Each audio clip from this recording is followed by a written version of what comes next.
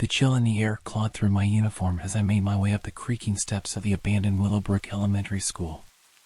The old building had been empty for years, forgotten by the town and left to crumble into obscurity. Now, as the night security guard, it was my duty to patrol its eerie halls, a task that had grown steadily more unnerving with each passing night. My shift started at 10 p.m., and the sun had long since sunk below the horizon, casting the school into darkness. I approached the massive wooden door that served as the main entrance, my flashlight trembling in my hand as I inserted the key and turned it with a click that echoed through the empty hallway.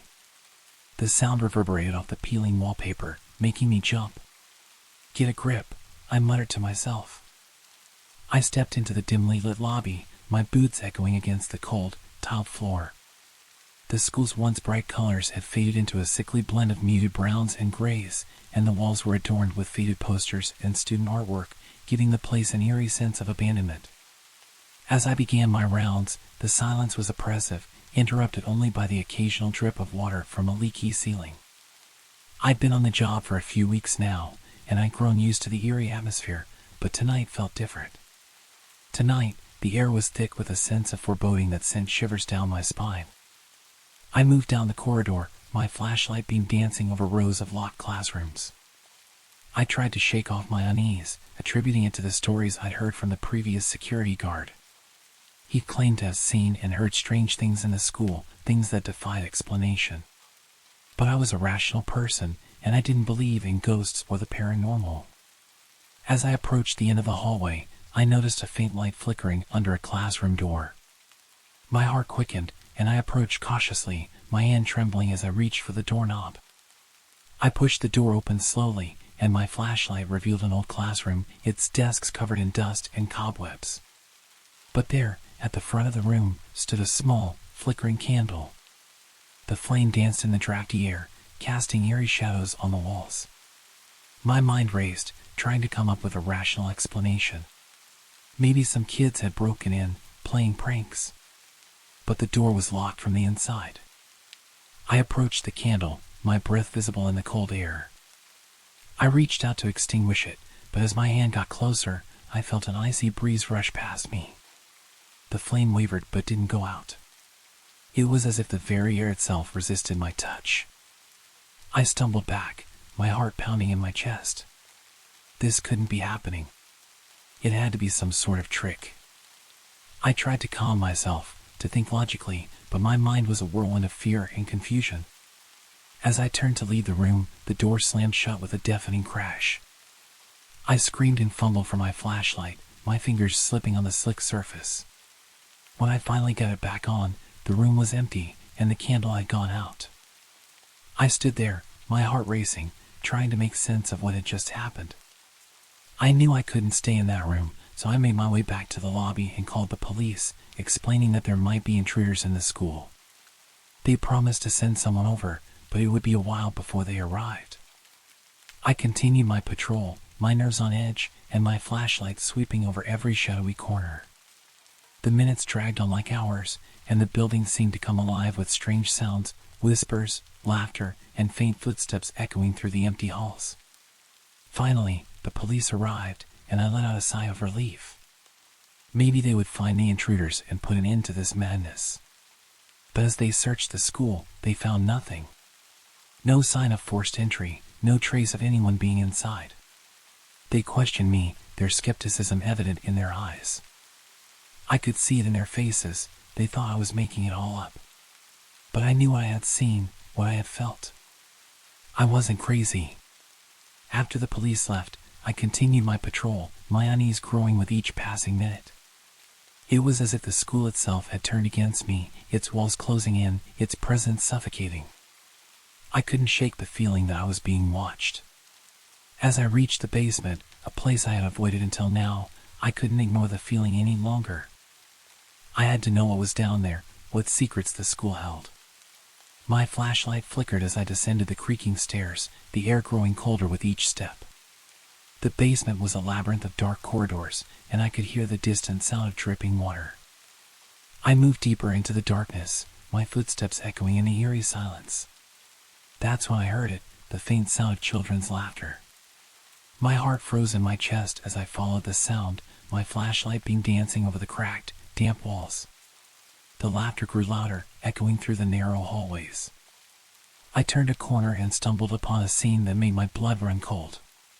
In a small, dimly lit room, I saw them, shadowy figures of children, their faces obscured, their laughter echoing through the cold, damp air. They were gathered around an old, rusted playground swing set, swaying back and forth as if caught in an eternal game. I couldn't move, couldn't breathe, as I watched them play, their laughter filling the room. And then, one by one, they turned to me, their eyes black voids that seemed to stare into my very soul. The laughter turned to whispers, unintelligible and chilling. I stumbled backward, my heart pounding, and fled the basement, not looking back. I couldn't explain what I had just witnessed, couldn't rationalize it. All I knew was that I had to get out of that school, away from whatever malevolent force inhabited it. As I burst through the front doors, gasping for breath, I knew I could never go back. I quit my job the next day, and I've never set foot near Willowbrook Elementary School since. To this day, I don't know what I encountered that night, whether it was the restless spirits of the past or something even more sinister. But I do know one thing, some mysteries are best left unsolved, and some places are better off abandoned, their secrets buried in the darkness. I still hear their laughter in my nightmares, a haunting reminder of that fateful night when I crossed paths with the paranormal, and the line between reality and nightmare blurred forever. The year was 2008, and I found myself drawn to the desolate and eerie landscape of an abandoned coal mine deep in the heart of Pennsylvania. The stories of strange occurrences and paranormal activities that surrounded the place had piqued my curiosity for years.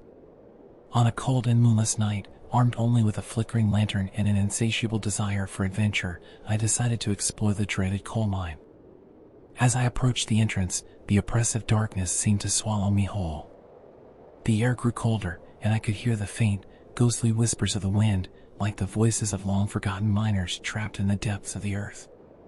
Ignoring the shiver that ran down my spine, I ventured further into the mine. The passageway was narrow, and the walls were damp with moisture that glistened in the dim light of my lantern. My footsteps echoed with an eerie resonance as if the very mine itself was whispering secrets from the past. I could almost feel the weight of history bearing down on me, the countless lives that had toiled and suffered in these tunnels. As I delved deeper into the mine, I began to notice strange markings etched into the walls. They were crude drawings of grotesque figures, half human and half beast, engaged in unspeakable acts. These twisted hieroglyphics seemed to tell a story of despair and madness, and I couldn't help but wonder who had created them and why. My lantern sputtered and flickered, casting eerie shadows on the walls. I tried to shake off the feeling of unease that had settled in the pit of my stomach and continued onward. It was then that I heard it, the distant, mournful sound of a pickaxe striking rock. I froze, my heart pounding in my chest. I was certain that I was alone, but the noise was unmistakable. With trembling hands, I inched closer to the source of the sound, my lantern casting a feeble glow ahead. The passage opened into a cavernous chamber, and there, before my disbelieving eyes, I saw them, ghostly figures of miners, their faces contorted in agony, toiling away in the spectral darkness. I couldn't tear my gaze away from the ghastly scene unfolding before me. The miners appeared oblivious to my presence, lost in their eternal labor. Their translucent forms swung pickaxes and shoveled coal with a mechanical precision that spoke of endless repetition. The air was thick with the acrid scent of coal, and their anguished moans reverberated through the chamber. As I watched in horror, one of the figures turned toward me. His hollow eyes met mine, and a chilling wail escaped his lips. It was a sound that pierced the very depths of my soul, and I stumbled backward, falling to the ground. The other miners, sensing my presence, turned their spectral gazes toward me, their faces twisted in grotesque expressions of torment. Terrified beyond reason, I scrambled to my feet and fled deeper into the mine. I could hear their phantom footsteps behind me, their mournful cries echoing through the tunnels. It was as if they were bound to this place, cursed to relive their endless labor for all eternity.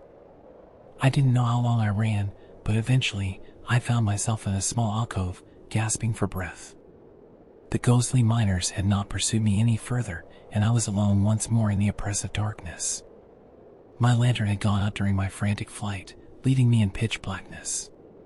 With trembling hands, I fumbled to relight my lantern. The flint sparked, and a feeble flame illuminated my surroundings. It was then that I noticed the walls of the alcove were covered in more of the grotesque drawings. They seemed to tell a story of a malevolent force that had driven the miners to madness and despair.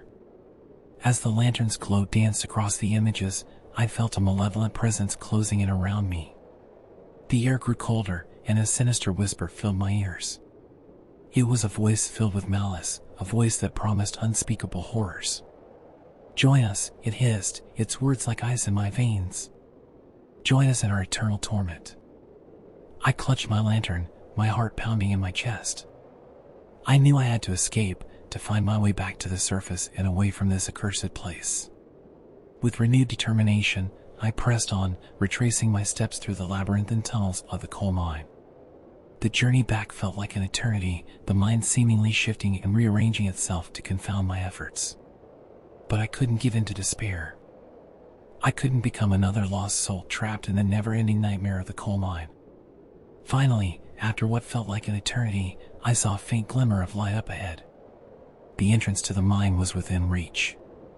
With every ounce of strength I could muster, I sprinted toward the opening and burst out into the cold night air, gasping for breath. I collapsed onto the ground, my body trembling with exhaustion and fear. The mine loomed behind me, silent and foreboding.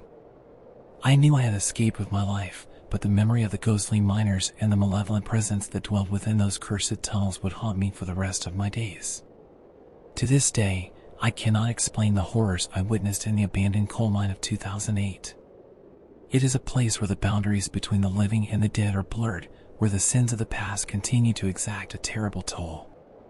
And as I lay in my bed at night, I can still hear the mournful cries of those lost souls, echoing through the darkness, a chilling reminder of the evil that lurks in the shadows of the earth.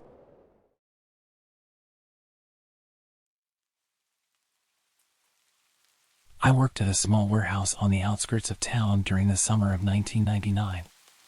Nestled among the tall trees and surrounded by dense woods, it was a place that always seemed to have an eerie air about it, even in broad daylight. Little did I know, my time there would expose me to a series of chilling paranormal events that would haunt me for years to come. The warehouse itself was old and weathered, its wooden beams creaking with every gust of wind. The owner, Mr. Anderson, was a quiet man with a stern disposition, always insisting on locking up the warehouse before sunset. He warned me not to stay late, citing strange occurrences that had driven previous employees away. But I needed the job, and I wasn't superstitious, so I paid little heed to his cautionary tales. My first brush with the inexplicable happened one warm evening in July. I was alone, organizing a shipment of crates in the dimly lit storage area. As I stacked the boxes, I suddenly heard the faintest whisper behind me. I froze, the hairs on the back of my neck standing on end. Turning around, I expected to see one of my colleagues playing a prank, but the storage area was empty. I shrugged it off as my imagination playing tricks on me and continued working.